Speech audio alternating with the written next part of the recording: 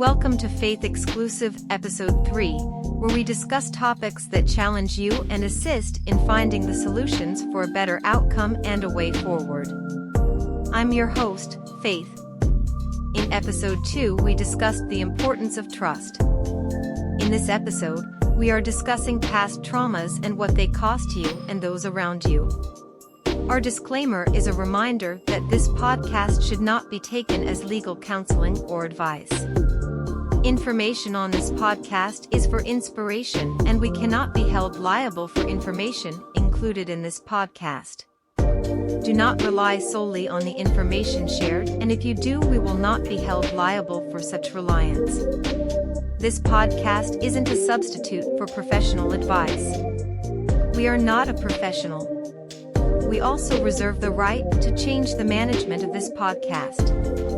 The content is opinionated and the terms of use are to the best of our knowledge. Let's get started.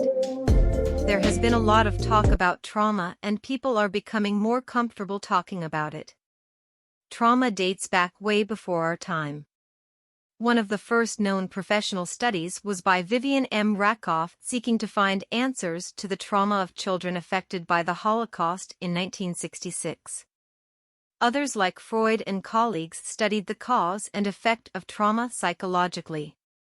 Today those studies are still taking place to understand how certain events in everyday life are having a lasting effect personally, relationally as well as professionally. Depending on your beliefs, you can trace trauma in the spiritual sectors as well.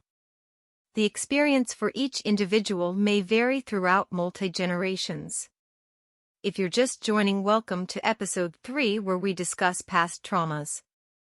For generations, trauma has been passed down emotionally and/or psychologically, showing up as cycles and patterns of anxieties, bad habits, relational issues, economic issues, mental health disorders, identity crises, self-esteem, or spiritual strongholds. Trauma can follow you into adulthood, causing stagnation in personal growth. We've seen trauma passed down from generation to generation because what one grandparent thought was a normal way of life and passed it down to their children, who then passed it on to the next generation. As more information was shared and individuals recognized that something seems wrong with certain behaviors or ways of thinking, sought answers to understand, and learned differently. Certain behaviors and ways of thinking were a way of life for the time that past generations lived in. It was never intended to become a way of life. It was a matter of survival. It caused underlying bruises and scars that would surface at just the right time if not properly healed. No one on the planet is born with their reactions, triggers, and choice of certain behaviors. There is a root cause for every behavior. Our likes and dislikes are groomed by those who came before us. Relational dynamics are shaped by what was seen and heard. Even how you choose to prepare food is an old recipe. Child rearing is beliefs that were experienced or taught. Families were taught to keep what happens in the home within the home. Certain things were just not discussed. You continued on with life, exercising inner and personal strengths. If you're just joining, welcome to Episode 3, where we discuss past traumas. When you think about it, you can see how life experiences have had an effect on many. It shows up in how we treat one another, how we approach life daily, what we deem as normal reactions to circumstances and situations. It can become the concrete foundation of your relationship. Insecurities come from past traumas in your life. How you see the world you live in is a reflection of what you came out of. It causes unhealthy boundaries with others or a lack thereof. A lack of commitment caused by fear due to past traumas can show up in other areas of your life. The effects of past traumas can be lasting and life-changing if not resolved. Are you always aware of possible past traumas affecting your present life? Short-tempered, shame and a lack of focus can be other ways trauma appears. If you're just joining, welcome to Episode 3, where we discuss past traumas. Shift your attention to another aspect of trauma, trauma bonding.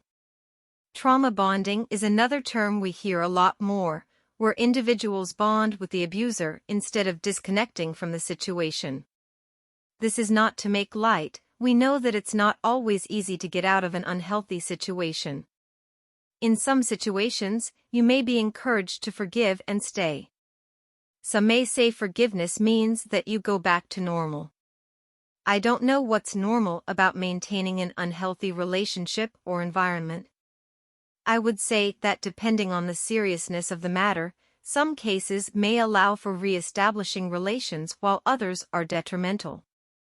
What causes one to bond with the abuser? Is it fear, familiarity, or does it come from an ancestral way of life, where you don't speak of it again and continue on, sort of picking up where you left off? Is it looked upon as strength, deeming you as strong, committed, and loyal? Is it turning the other cheek until you have no more? Is it an emotional bond or love without end? Have we been conditioned, as spoken earlier, by generational traumas where we become accustomed to hurt, pain, and abuse becomes a way of life? Do we not see ourselves as worthy to live healthy, whole, and free? Or is it a matter of not knowing better? If you're just joining, welcome to episode 3 where we discuss past traumas. There are several ways trauma can be addressed and initiate healing for the brave. We know that facing the truth of the root cause of trauma can open you up to things you didn't know existed, or take you down a path of experiences that were buried by you or previous generations.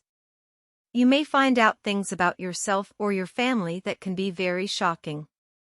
Regardless of the root cause, it's better to be healed and whole so you can embrace a healthy and prosperous life than to stay stuck mentally and emotionally in time.